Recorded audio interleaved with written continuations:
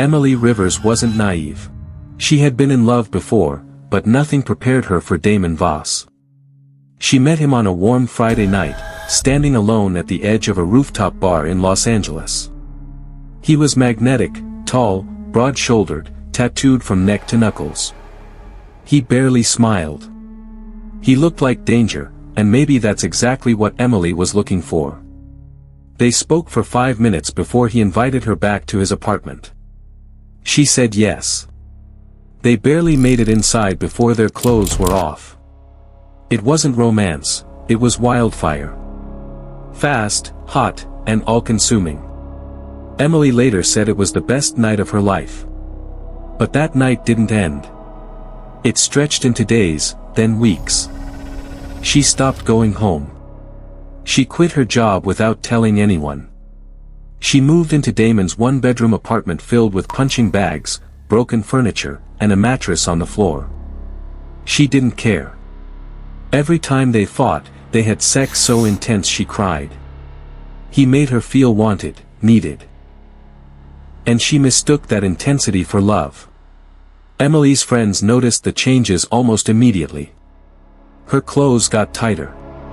Her hair darker. She stopped responding to messages. Her entire world had shrunk to one man, Damon. She clung to him like oxygen. And he used it. Damon started controlling her phone. He told her what to wear, what to eat. He said he loved her body but didn't want other men looking at it. He would explode in rage, then beg for forgiveness. He'd shout, "You're a whore," then cry and say, "You're the only one who's ever loved me." They had sex after every argument. Rough, possessive, bruising. To Emily, it was passion. To everyone else, it was abuse. But Emily couldn't see it. She was addicted, to him, to the drama, to the chaos. The more he broke her, the more she believed she had to fix him. She started lying to cover his tracks. One night, after hearing him confess to assaulting another woman, she said, "It's okay.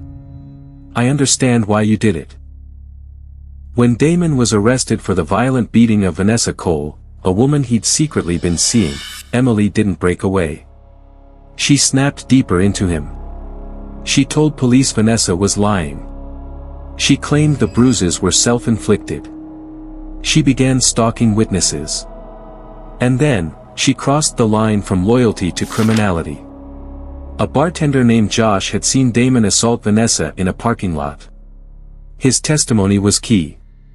Emily tracked him down. She posed as a flirty customer at his bar. Over weeks, she seduced him. They texted. She sent him risque selfies. She asked him to meet her at a motel. He said yes. Security footage shows her arriving in a long coat, and nothing underneath. Josh was found dead hours later.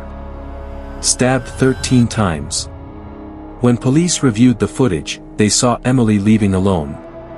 Calm. Emotionless. The knife was found in a trash bin nearby, with her prints. Her DNA was under his nails. There was no doubt, Emily Rivers had killed a man to protect her boyfriend. During interrogation, she didn't cry. She asked if Damon was okay. In court, prosecutors painted her as a woman driven mad by lust and obsession. A victim who chose to become a monster. The defense argued she was manipulated, emotionally dependent, psychologically controlled. But the evidence was overwhelming. Her phone had dozens of messages to Damon saying, "I'll do anything for you." One read, "He won't talk. I made sure."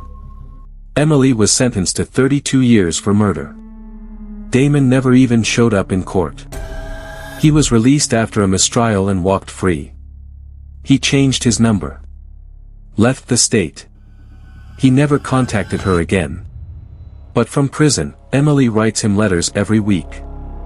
In one of them, she writes, "I know what I did was wrong, but you were the only real thing I ever felt. I'd still kill for you. I already did."